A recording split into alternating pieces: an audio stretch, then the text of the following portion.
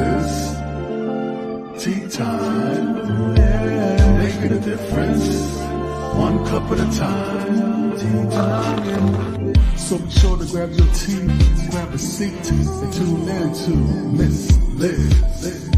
Tea time, making a difference, one cup at a time. Tea time, yeah. Tea time, time.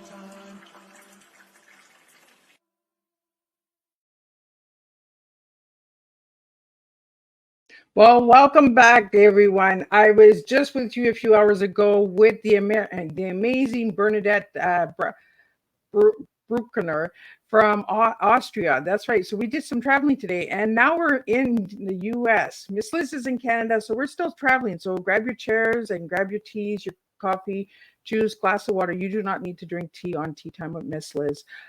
Miss Liz serves storytelling and words. And I have the incredible returning guest from season 3, 4, and now 5.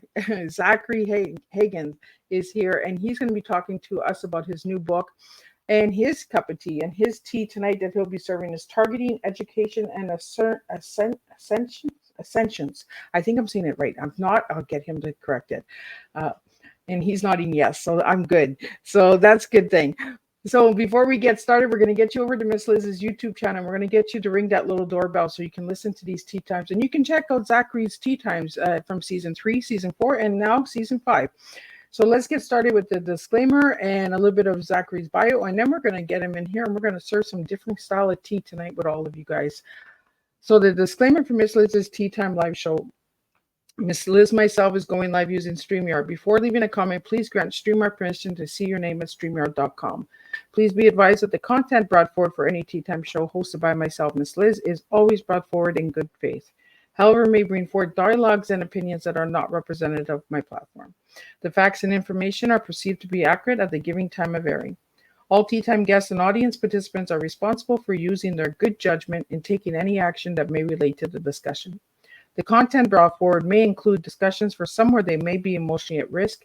It's significant to know that this show is engaging in discussions, forums only to offer and inspire awareness and connection, and is not providing therapeutical advice.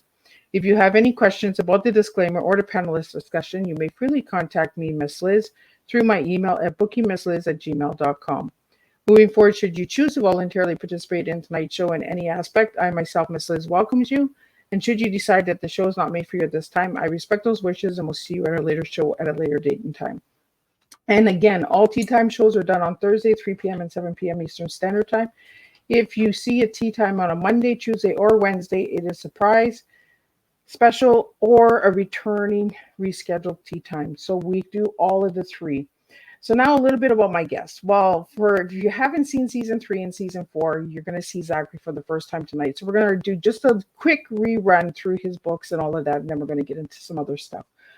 So let's welcome back Zachary Hagen, the talented fantasy author of the Eternal Chronicles collection. Dive into realms of fantasy and creativity with his exceptional storyteller. Zachary Hagen is a Florida-based fantasy author and editor. He lives with his wife, Claudia, and their dog, Flynn. When he's not busy writing his next book or working with an editing client, you can often find him walking around his neighborhood or hiking. From a young age, Zachary was enthralled, I'll get him to say that word, by the world of stories, whether it was the stories his parents read to him from his blue bedroom storybooks, or the first 2 series he read, The Chronics of Narnia and A Series of Unfortunate Events. His taste continues to develop throughout his years of reading. The influences of his first series, The Eternal Chronicles, includes renowned author Christopher Polanyi. I think I'm saying it wrong. I'll get him to say it. So let me get Zachary in here. Welcome, Zachary. Thank you. It's so good to be back. I know I didn't say a few things right, so let's get those all out there and correct all those bobos that Miss Liz made. Yeah, sure. So it's enthralled by the world of story, and it's Christopher Paolini. Paolini. Mm-hmm. So it's the letters, right? And I'm so glad that I have a teacher here tonight so you can teach me a little bit. Yeah, it's when you get all of the etymological mishmash that English is, where you have French and Italian inspired words from all over the place in the same paragraph, that it can get tricky. Only my tongue just twists once in a while. Like Yeah. it just does this old magic trick. It like gets out doing its twirls and spins and all that. And I'm just like, not now. I need to pronounce something. So Zachary, let's go back a little bit for the listeners who uh, uh, haven't heard of you in season 3 and 4. Let's go back a little bit. So who was Zachary as a little boy, and who is Zachary now? So as a kid, I was always stapling little pieces of paper together and then drawing pictures and writing the garbled mess of a of a child, and called them books. And so I always wanted to be a writer, and I always wanted to be a teacher too. The two things that I did were play school and play writer, and I have the extreme privilege of getting to do both of the things that I wanted to do as a kid, as an adult. So that's not something a lot of people can say. So I recognize that that's a big privilege of mine. And so far I have written 4 books. The 5th one is just about done. It'll actually be done this next week. And will be coming out in October. Eternity's End will be out on October 22 this fall. You know, Zachary, every time you come on Teatime, you have a new book coming out not far away. Yes. I've noticed that. Because last time you were on too, you were having this book come out. You were finishing up this one, correct? Yeah, I think the one that we're mostly focused on today was Eternity's Edge. So that's the 4th book in the series. It is the setup to the concluding chapter, and it was going to be the last book, but it was just getting so big that it felt right to split it sort of in the middle.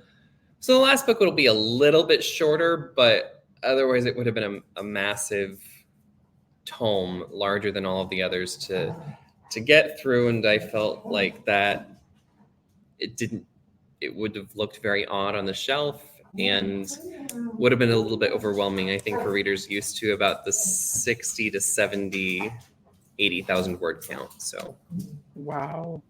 And I think the last time we talked, we were talking about how it was getting big, right? And you weren't sure if you were going to do the next book or not. So I think it's really amazing how you put these books together. So how do you get the covers and all of that picked? Do you create them? Do you have a student that creates them? I don't. I hire someone. I use the same artist off of Fiverr all the time, and I know that their name is in the credits at the very beginning of the book. I just can't remember it off the top of my head because he only gives his username. But if anyone has access to Kindle Unlimited, they would absolutely be able to look and see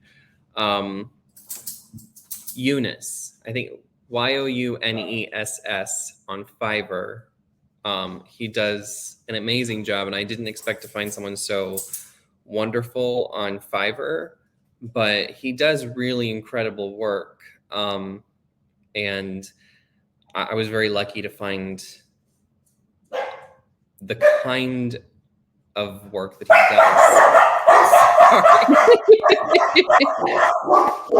does. My brother just walked in the door, and my dog is very excited to say hello to him again. But that's okay. The animals want to have a say too, right? So let me just... I think they're about done. So I think we'll be all right. But yeah, so he's a wonderful artist. He's been very gracious. Yeah, I will probably take this into the other room so that we don't have to worry so much about the noise. A little glimpse of a bit more of a mess than I'd like to show, but we'll just quickly move. So a little bit different, but that way. Well, I think the last time you were on, wasn't it the kitty cats? I never had any cats. It was Oh, probably my dog before. oh, okay. We So actually was got a new dog since the last time I was on, and they're active. They play. They love each other very much. They're like siblings, which is pretty well, typical for cats. I like the little extra sounds that come in because it shows that it's real and raw, right? We're live right now, so you Yeah, know, it's so exciting. It's not a curated studio experience. It's people's lives that we get to peek into, and that's exciting. right? When you're not doing live, when you're doing the recording, then you can always take that out, right? Do all the edits and all that. But I like the live shows because you just never know what happens, right? Bloopers happen. Yeah. And, I can imagine what the generated AI is going to come out with the for little clips for tonight's tea time. Might have little puppy saying something. So Zachary, I want to. So the covers are done by an illustrator on Fiverr, correct? Yes. So how did you find this? Did he do all the books or? So I actually had a different artist for the first book, um, for its first release, and it didn't seem to fit with the vibe as well. And so I looked for someone else to do the second cover, and he did such an amazing job that I ended up having him redo the first cover. So initially, the first edition of Eternity's Well had the four main characters on the front with the well in the center. And I liked that just fine. It seemed to be a decent cover, but then um, Eternity's Mirror, the cover that I had done for that was so good that I decided then and there that I wanted all of the covers to be done in that style. So I had him redo the first cover, and he did books 3 and 4. And as soon as I am ready to pull the trigger, he will be doing the cover for book 5 as well, which I'm excited about. And I'll probably be doing a reveal for that one in September. Oh, cool. September. Check it out. So the book is being launched in October, correct? Mm-hmm. So you're giving us a sneak peek in September. Yeah, so it'll be available for pre-order probably by the end of the month. Oh, And then cover reveal in September and release in October. but that's cool. So Zachary, I want to talk to you about the new book, Eternity Regurge, Referge. So the newest book that's out is Eternity's Edge. Oh, okay. So the Referge is what book is that one? Eternity's Refuge was book 3. Oh, so that's book 3. Okay, so I had the wrong one here. Let me get it here. I'm telling you, I gotta go to class. Teacher's got to teach me tonight, guys. So tell me a little bit about the new one, Eternity Edge. So Eternity's Edge, like I said, it sets up the final chapter of the series. And it picks up at the very end of Eternity's Refuge, which has sort of a tragic ending. It's a promise waiting to be fulfilled, and grief. And the characters at the beginning of Eternity's Edge, Elior especially, is wrestling with guilt, survivor's guilt, and but also the beauty of moving on and the fact that life continues. So there's continued romance for our characters, there's intrigue, there's the reconquering of a nation and Ooh. political loss, political gain, and a command given by their deity Elon to do something that seems crazy but will bring about the victory that they are needing. So is there one character that you brought through all of the books that you really find amazing and inspiring and really kick ass kind of character? Oh goodness. I think that if we're going to call it kick-ass, I think that we would definitely have to call Opal Stronghand. She is this driven young woman. She took over as queen for her father in Nanany before she was ousted from her throne, but she never let that stop her. And she's just continued to lead, and she has this fiery personality that even when she's not in charge, she still is, because she has such a heart to lead and a heart for people, but she also doesn't take any crap. Well, and that's why I asked you who was a kick-ass, because there's always a kick-ass in these types of books, right? In these fantasy books, Yeah. you know, it's always like the person on the throne, right? Like a Game of Thrones, there's always that person that's in that throne, right? So is that your favorite character in this series? I wouldn't say she's my favorite. Um, but I mean, the characters, especially the main characters, which she's one of, are so dear to me that it's hard to parse out who is the favorite. If I had to pick a favorite, I'd probably say that it is Elior, the main character, just because I feel like he represents everyone. There's so much wrong with him at the beginning of the series that the growth feels inspiring and attainable because it's slow. He has so much to learn and to become that it doesn't feel like he's larger than life at the beginning. In fact, I think a lot of readers would probably feel a sense of superiority over him at the beginning of the series. I had one student that read the books, that read the first book anyway, describe him as whiny. Ooh. And I didn't get it, but then going back and rereading my first book, I can see whiny, especially in the early chapters. When he first lost his brother and he didn't know what to do, and the search was about to be called off, and his brother was about to be declared legally dead, what do you do in that situation other than go, woe is me, unless you have a plan of action, which is what launches him into the adventure in the rest of the book and in the rest of the series. But it's it, he had to grow past that momentary lapse into being a crybaby.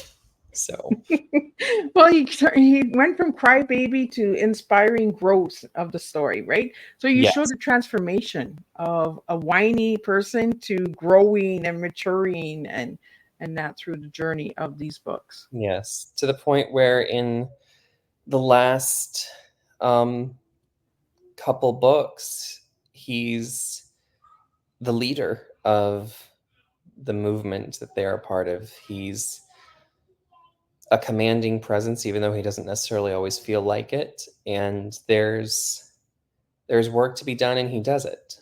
He learns how to, instead of being a victim, be a victor and protect the people that he loves. So, Zachary, we have a question here for you. What got you into the fantasy genre of the book writing? So the what got me into fantasy? I think it was just the fact that it was a genre that I loved reading so much and I was the most familiar with. Um, I've read a lot of dystopian as well, but it didn't feel like something I could take myself seriously with. As a first time author, I think that there's so many more liberties that you can take writing fantasy that it doesn't need to be as believable as a dystopian or a science fiction might be. And so I was able to do it with a lot more ease without as much research. And I think that made it more accessible.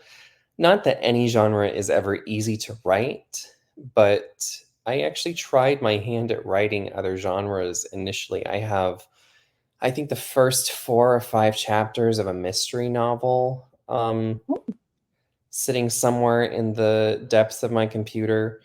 It probably will never see the light of day because it was deeply terrible and horribly researched. Um, maybe the concept will come back, but that particular novel is dead. And so when I tried writing fantasy, and especially once I had a very good understanding of what I wanted the story to be, the story kind of told itself. And I think that for something so difficult, any aspiring author should search for where it feels as easy as possible, especially for the first book. It's never going to be easy. I mean, there was a time with the first book, I happened to not be working at the time, and I was writing 3,500 words a day. That's a Wow, lot of writing in a day. that's a lot. Yeah. Um, and I was only able to do that because I really had nothing else going on. I had nothing else. And I just wanted to do something to occupy my time. My wife was working. I had lost my job due to a health issue, and I needed something. And writing became that thing. And I'm actually grateful for losing that job because otherwise I wouldn't have this series completed. I would never have found the time to do it if I hadn't. And I think that not everyone is going to be put in that circumstance. And so the advice that I would give stands even more. You have to find what feels easy in order for it to work because it's such a mammoth task. Less than 1% of the people that attempt to write a book actually finish one. So it's a very, I hate to use the word elite, but it's a very rarefied club to be in. Someone who's actually finished a book, even though there are so many books that you can purchase and buy, so many more could have been written if people could have been able to stick with it. Yeah. It's challenging. It's a work of solitude. It's a work of heavy mind lifting. And whether you're doing a lot of research and compiling and curating information or inventing something, it's still incredibly mentally taxing. It's a lot of work because I'm working on a children's book and I got to create all the characters and the scenery. And there's so much back work that I did not realize, right? Well, I Yeah, wrote my T books and I was just like, okay, that wasn't so bad. But children, oh my goodness, there's a lot of work to go. there is. And especially with fantasy, I think the most challenging thing that you can get really caught in the weeds on if you're not careful is world building. The world has to feel real and it has to feel lived and it has to make sense. Um, and some people have gone a lot more in depth with their world building than I have.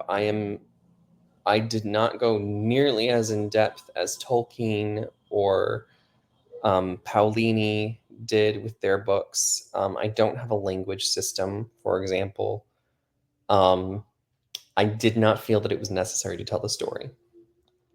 I don't have a magic system that demands there be a language that magic is spoken in. I don't have I didn't have the need of a different language.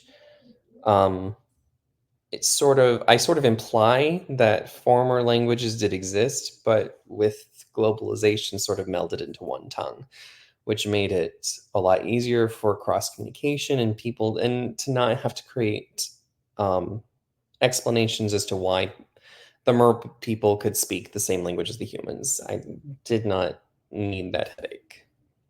Well, it's a lot of work, and I'm so glad that you're sharing that, Zachary, because a lot of people just think, "Oh, we'll just type a bunch of words on a piece of paper and we got a book." But you got so much behind to do. You got to build the characters, got to build the scenery, got to build the world, like you said. Um, is it going to be a long or short story? You know, there's so much behind it. Like, I want to talk about the editing because you also do editing. So, do you do your own editing on your books, Zachary, or do you have somebody else? I used to have someone else do it, and they taught me so much that in the last couple books I have edited myself. And I'm a lot more careful with my writing as well. So in the first couple books, I was using a lot of what um, I think she called them like sense words or sight words, where the characters were nodding or sighing or shrugging their shoulders or looking. And I've really, even if I have to make the character look somewhere to get them to notice something, I'm not using the word look or see. Um, there's more impetus behind it, because look is just, it's moving your eyes. But if you're turning it, if a character turns their head or casts their gaze, it feels a lot more visceral and emotive. And so subtle differences like that make a big difference. The broad strokes of the story sometimes need more editing than others. I think that with this current book, I'm planning on doing a full read through of the book before I send it to anyone to start marketing it. Because I know there were several nights where I was half asleep trying to write a little bit more with the book that I'm writing right now. So that one will probably need a few scenes added in or taken out or edited a little bit. But all that to say is, yes, I do most of my own editing at this point. I will get opinions from people on scenes.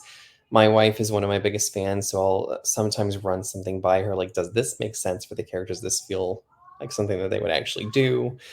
And that helps quite a bit to get a second opinion, even if it's not a second pair of eyes. I've gotten to the point where I've mastered the skill of killing my darlings. I don't need to be nice to my own writing, because if I'm too nice to it, the book isn't good. But if I'm really brutal to my own writing, well, then the book tends to be great. So, Oh, well, that's interesting. Be brutal when yeah, you're writing. brutal honesty and being able to be objective about what is and isn't good is a real skill of an editor. And especially if you're editing your own work, you have to be honest with yourself. Just because you like something does not mean that someone else will. And sometimes even if you don't like something, doesn't mean that it doesn't work for the story. Right. So it's, does this work for the story? Does this work? Is it grammatical? Those are the sorts of questions that we have to ask and answer without letting our feelings get in the way of it. Well, I think writing a book, we can't really take anything personal, right? Because sometimes a story that we want to share might not be what everybody else wants to read. So we have to, it's almost like that mystery book that you have written and hidden somewhere. I think it'd be interesting to see a mystery book from you, Zachary. I've considered doing it, and I actually have sort of a Beauty and the Beast retelling that I would like to do, where the beauty character would be a what's it called, an investigative reporter, and the Beast would be um, accused of a crime that he didn't commit, and part of the experience of falling in love is him proving his innocence. So that's kind of as close as I would probably get to a full-on mystery novel, and it would still be within the fantasy genre, just a little bit grittier, I suppose. So Zachary, do you have any dragons or fairies or anything in your books? I do. So they, part of the lore of the series is sort of related to all of the creations of those different races. So dragons were sort of went extinct because they were rebelling against the deity in the books and were transformed into jinn. And then, of course, humans are there because they always are. And then I have fairies, elves, and dwarves and merpeople in Lux Terra. And then the world of the books is sort of this flat disc with different kinds of people living on both sides of it. So in Lux Terra, those are the races. On the other side, in Nox Terra, I have goblins, centaurs, dryads, naiads, and a race that I call unders, which were made from the soot left over from the creation of the dragons with fire, and they're little shadow creatures. Oh, I like it. Shadow creatures. We don't want to give too much away. We want people to go and buy the book. So Yes, thankfully that's not a plot point, but they're fun to write about because they're sort of the the mirror image of the dragons and the djinn in Lux Terra. So if people know much about those races, then they can kind of infer what the unders are like. So this book that's coming out in October, can you give us a little bit of insight about it, or we can't get any of that tonight? I can give a little bit of a hint. So those who have seen me before or have seen me on other shows will know that I did base the series on um, basically the entirety of the New Testament through to the Second Coming. Partially just because it's super fascinating. And there is a verse, I believe it's in Revelation, where it says, "As it was in the days of Noah, so it would be in the days of the coming of the Son of Man," or something like that. And that's the hint. Well, you got a little insight, guys. So for all the listeners out there tonight, you got a little bit. So you said by the end of the month you should be having some pre-sales out there, and then the cover release and all that as well, right? Yeah, the cover will be revealed in September, so I'm excited about that one. I want to do a big thing for it because it's the last one, and it's gonna be pretty epic. It's probably gonna be one of my favorite covers when it's done. Well, and it's got to be a big transformation for you because it's the last one, right? So there's a lot of there's a lot to say. Oh my goodness, it's done. So do you have any plans of another series or? I don't have another series in the work, but I do have plans to finish a book called Aisha's Secret, which I started as sort of a break, a mental break from Eternal Chronicles because I needed one at one point. And it is a retelling of Aladdin through the princess's perspective. The twist being that Aladdin is actually the prince, but Aisha, the princess, makes a wish when she finds the genie and switches their lives. Ooh, so you changed the plot. You turned it right around. Mm-hmm. Interesting. I'm excited about it. The Jinn are making a return in that series or in that book in a slightly different form. So they're always fun to write about. I think that I really enjoyed the Children of the Lamp series when I was a kid. Oh, Um, and so I always preferred the spelling of Jinn rather than Genie or anything like that. So I'm continuing with that. They're fun to write. They are. So um, I'm going to be doing that. And then potentially when I'm finished with that one, there may be I may attempt the dystopian genre after ooh, that one. interesting. So there's a lot of upcoming things that you're thinking of There doing, right? is.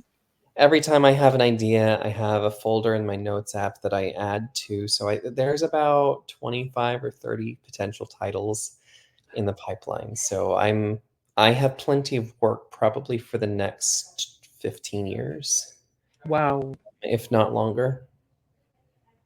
So, Zachary, you also have a lot of changes happening in your life as well. Every time we seem to talk, you either move or there's a job change or there's a new book coming out. So, what's going on since the last time being on Tea Time? So we were lucky enough to spend 2 years in Mississippi. I worked at a private high school, boarding school, and it was a great experience. But um, my wife was seeking a career change, and so it was time for me to look for a new job too. So we just this last month moved to Florida, and I will be teaching at another private school here in Winter Haven, and I'm excited about that. I'm also excited because the principal is planning on retiring within the next year or two, and part of the reason they decided to bring me on was because I graduated with my master's in educational leadership in December, and they would like to train me to become the new principal when she retires. Oh, that's really cool. And before we went live, I said that that was cool, right? Because you don't have to stay a teacher. You can go to different departments in the educational systems as well, like become a Yeah. principal or there's different avenues and different pathways, and I really think that that's cool. And I think that it's cool that every time we have a tea time, you're moving to a different place. I'm hoping that it won't be the case next time. Maybe if we buy a house, I'll take that move, but I don't want to move out of the state. Because I think the last time we talked, you said I don't want to move again. I didn't. I'm still done with it. I think that this is a good situation for us though, because my wife now has she's a chaplain, and there weren't any positions for her. So she's working as the office manager at the school that I was working at before. And so now she actually gets to be a chaplain. She gets to do what she loves, and she's about to finish her master's. So right now she's doing PRN work in a couple different hospitals. But when she's finished with her master's, she'll be able to take on a full-time job, and they're building. She works. If anyone is in the southeastern United States or even in like the Midwest, they might know Advent Health. So she works for them, and they're building a new hospital just down the road from where we're living. So we're hoping that she'll be able to get a full-time job there when she is finished with her master's. So we're excited for her. Well, that's really cool, and it's nice that she finally gets to get back into what she loves as well, because I'm sure that helps a lot.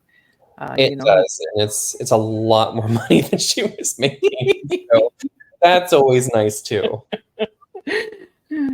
So Zachary, besides moving again for the third time, because every interview I've done, Zachary's been in a different location. So I think when we first had the first one, you were in Minnesota, or you were just moving to? I think we were just about to move away from Minnesota because I had accepted the position down in Mississippi. And then we were in Mississippi the last time we talked, and now I'm in Florida. He's a traveling man. He's going through the different fantasy worlds. Lots of inspiration for different backdrops to stories. So Zachary, I want to get into your tea because you gave me targeting, education, and ascensions. Did I say it right? Yes, ascension. So why'd you give me those 3 words, Zach? So I think that the season of life that I seem to be in is, of course, I'm still writing. That's most of what we talked about, but I've done a lot of continuing education, and so my work has largely been targeting education and ascension, because I'm a large part of why I'm being trained to be the new principal here is to help the school grow and to ascend into what it can be, because it's a tiny building, but we are just about maxed out in the number of students that we can accept, and so we're about to start waitlisting kids, and we're ready to grow, and I've just seen a lot of theming. I don't know, it seems like my life tends to have like themes for different seasons, and so right now it seems to be a lot of growth, and ascension seems to kind of sit with that, because with growth I think of rising and going higher. So what are you targeting? So targeting, we're being very specific with goals right now, my wife and I. So we have very specific financial goals, we have specific work goals, we're trying to think if she would even want me to share this. We're hoping we won't share with you. It'll get you in trouble. Soon, and I'll leave it there as far as the specifics with that. But things are good. We have goals. We're working towards them. Education is a big part of making those goals happen, and growth is also kind of a theme for us right now. Well, then I think targeting is a good example as well, right? Because it's in your life. And for all the listeners out there, we all have to set a target, right? A goal in order to get ahead. And Yeah, there's something where you hit nothing, right? Right. So is there any target in the books? Like anybody shooting any arrows or anything at a target practice, or? I don't know that I don't think I actually have anyone shooting any arrows. Oddly enough, even with my love of the Hunger Games and other archers in popular culture, I neglected to include an archer. Now he's gonna be like, oh, It was a missed opportunity. You know what? Maybe Aisha's Secret will have to have a character who is a bit of an assassin and uses a bow and arrow. Maybe I'll have to find a way to include that. well, is the book finalized? The next one? The next one, it's entirely plotted out. I just need to finish writing it. Well, there you go. You could still add the target in there. Yeah, You could still I put the could. arrows in. As far as the bones of the book, it's done. It's just the fleshing out and the adding of the prose. So it's actually been ready to finish writing for probably a couple years at this point. Oh, I just wanted to finish Eternal Chronicles before I really sat in another project. yeah. And here I had to go and give you something to think about. And the plot thickens. Miss Liz makes him change it. I Well, think the last time we talked to you, we were talking about the book, and I was like, "Do you have that?" And you're like, I should have thought of that too." yeah. But anyway, the books, I think they're good. I think people will enjoy them as they are. And if I can improve them, why not? Absolutely. So I want to get into your favorite color. Your favorite color is teal. Yes. You shared this on season 3 and 4, but let's share it again on season 5. Why teal? Because it is the color of the ocean. And I love the ocean more than almost anything else. So what is about the ocean, Zachary? I think it's the depth. It's the fact that we don't know much about it, even though most of our planet is covered in it. And there's so much mystery in it, but it feels both familiar and distant at the same time. And I think that that's really fascinating. I think it's really cool that you like the water. Like, and I love the color teal because it's a different type of blue, bluish green, right? And kind of gives you that calming feel, but that play feel, kind of curiosity, right? Like Absolutely. where can it go? And it's like the depth of the ocean, right? We don't know how low it goes and how deep it goes and what's down there, right? Yeah. So do you ever think you'll ever write a book about the ocean? Oh, most definitely. Yeah. Yeah. Absolutely. That'll happen at some point for sure. So Zachary, you gave me the word tenacious. Is Yes. that right? Yes, tenacious to describe yourself. So why that word? I can't remember the last time I gave up on anything. Hmm. Maybe it sounds spoiled, but most of the time, if I want something, I get it eventually. Um, and I think that especially for a teacher and an author, that's an incredibly useful attribute because I don't give up on students unless they tell me that they're not willing to learn, and then that's their choice. But I continue to work until a student learns what they need to learn. I continue to write until a book is finished. I continue on the path that I choose until the goal is achieved. So Zachary, do you when you hear these words, okay, I'm going to give you a bunch of words and I want you to tell me what you think of when you hear these words. We're going to Sure. do something a little playful here. So when you hear the word adventure, what comes to mind? Um, Hiking in the mountains. So you're a hiker. Mhm. Character.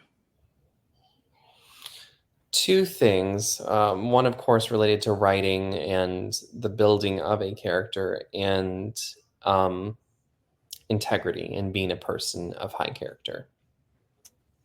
Intrigue. Noir or noir mystery movies. Mystery. Are you a big mystery guy? I do enjoy them. One of my favorite authors is Madeline L'Engle, especially The book Daddy's Little Girl. I don't know why that one. It's so compelling. It's frightening, but it's compelling. Daddy's Little Girl. Is that based on a true story? It's not. And I said Madeline L'Engle, but it's not Madeline L'Engle. It's Mary Higgins Clark wrote that one. I don't know Okay, why. now, and the word magic. Magic. Magic has a lot of connotations for me. Of course, magic would be a source of power. It's also, the magic of childhood and Christmas. And it's also the feeling of falling in love. Ooh. Well, I would have never thought you would have gave me that answer for magic. So has Zachary fallen in love? Oh, yes. I continue to do so deeper and deeper with my wife. When we met in high school, and I knew the day that we met that I wanted to marry her. But it took a long time for that to actually happen. But every step along the way where that relationship deepened felt like a spark of magic. Well, I love it. I love when people fall in love and the magic is there, right? Because you've been together quite a while, so the magic's still there, the love is still there, so that's a good thing. For all the listeners out there, falling in love is incredible, magical. So the reason that I asked you about those 4 words is because I found those 4 words on your website. And I wanted to understand a little bit more about Zachary on why he picked those 4 words. And you kind of gave me a little bit of insight onto the way that you write your stories and that as well. It has also a personal touch to it. And some of your characters, we talked about this in season 4 about the characters on how some of them you didn't want them to pass on, right? You didn't want to let them go. So in this last book, is there going to be a lot of characters that are going to be going, or? Yes and no. So with this last book, it's the end, and so you're kind of stepping on a spoiler here, and I'm trying to dance around. Okay, no, okay. Well, we won't put spoilers out, guys. But I just wanted to understand, because building characters for fantasy stories and any sort of genre, right? You never want to lose a character, but somebody's got to pass on in order for a new character to come in or a new storyline to come. Right. And I think in season 4 you had lost 2 characters, if I believe. There were 2 characters in Eternity's Refuge that died, and it was really difficult to write those deaths. It was necessary for the plot, but it was heart-wrenching. And especially with one of them, as soon as I had finished that chapter, I closed the computer and I cried. And it was hard to get to that point in the book because I knew it was coming. I knew that I had to kill that character off in order for the story to work. But it didn't make it any less difficult because they feel like real people. And I'm really looking forward to getting to the end of this final chapter in the Eternal Chronicles to sort of right the wrongs that have been made and give the characters the victory that they've so fought for. Well, and that's the question, and that's the reason why I asked that question, right? Because when we're writing these stories, there is a lot of heart and passion that goes into building these storylines and that. And, so when you go and buy a book, you know that author took his time and passion and purpose and put it into it, right? Into the words and that. And you said you like to brutal your words. So, Yeah. so that's got to be hard as well when you're writing, Zachary, because you're really being hard on your words, right? Oh, I am. I feel like I need to probably read, especially this one, with an honest eye, because I feel like even writing it, I've been so hard on myself with it. I'm like, it's not as good as I want it to be. I need to read it again to figure out if it's good, if it works in context, because I think that I just have such high expectations, especially for this last chapter, that I need to remember that perfection is not something that's attainable, but good enough can still be really darn good. Well, and I think you've done really good, Zachary. Like like you've been on here 3 times, and every time we managed to have a good conversation about the books and about your life and how much has changed in your life, and we really get and deep into the tea, right? And we always find a different avenue and a different outline for everything that's coming your way. So what do you have for future plans besides working up to become the principal and the book coming out in October? What else do you have going on, Zach? Well, I think the next biggest goal for us really is starting our family, whether that means having a baby or adopting, whatever path we choose. I think that's our next big adventure, for my wife and I, is doing that. Well, if that happens, let me know so I can celebrate. I will. I'll put a nice little shout out for Miss Liz, who's a new baby.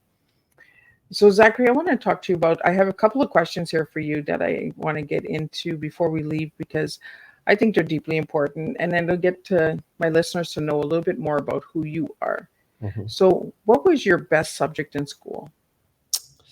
My best subject, as probably is relatively obvious, was always English, followed closely by music. Okay, and do you prefer working with your hands or your mind?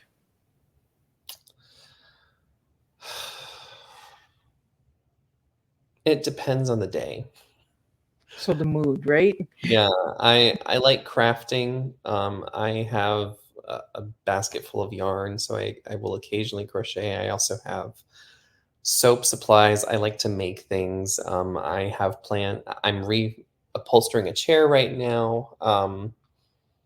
And my dining room needs to be refinished because it was damaged, and so that's a project that I have. But of course, teaching and writing are both highly intellectual practices. So um, I think that I like to work with my hands because I don't like to be idle.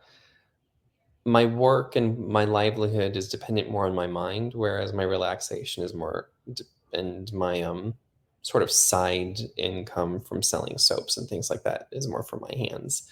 So it just varies on what I'm needing in the current moment, whether it's relaxation or to be productive at the things that make a little bit more money than soap um, or crocheted animals.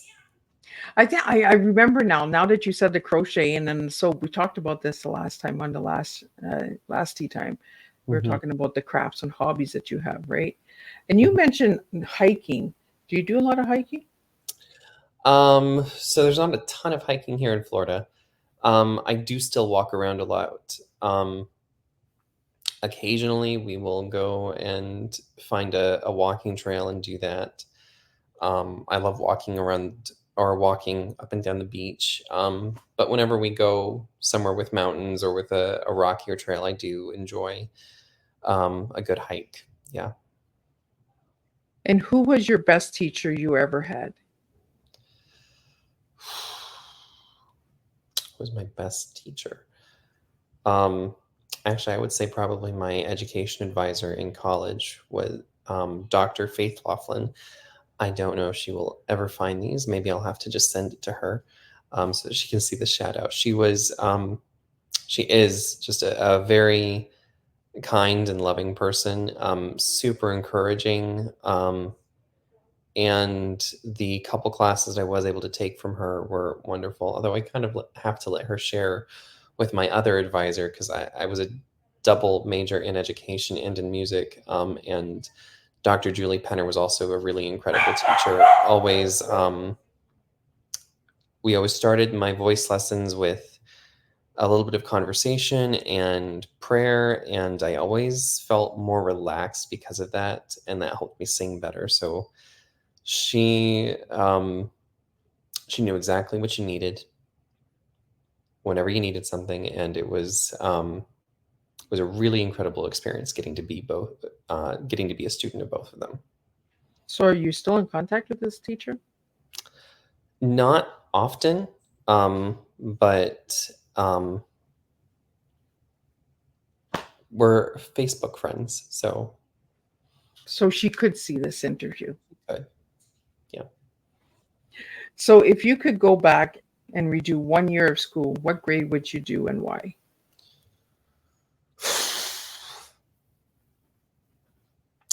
The short answer is if I wouldn't. But I suppose if I have to pick a year to go back and redo, I guess I might go back and redo my freshman year of high school and convince my parents to send me to Forest Lake Academy ahead of them, even though they were planning to move to Florida anyway. Because I actually went to high school here in Florida. Because if I had gone to high school here in Florida from the very beginning, I would have gotten to meet my wife 1 year sooner. And that's magical. So Hmm. that makes a good reason to go back and redo that. Yeah, an extra year of knowing her would be nice, but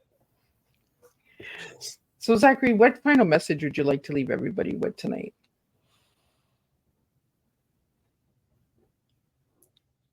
don't take life too seriously, but take it seriously enough.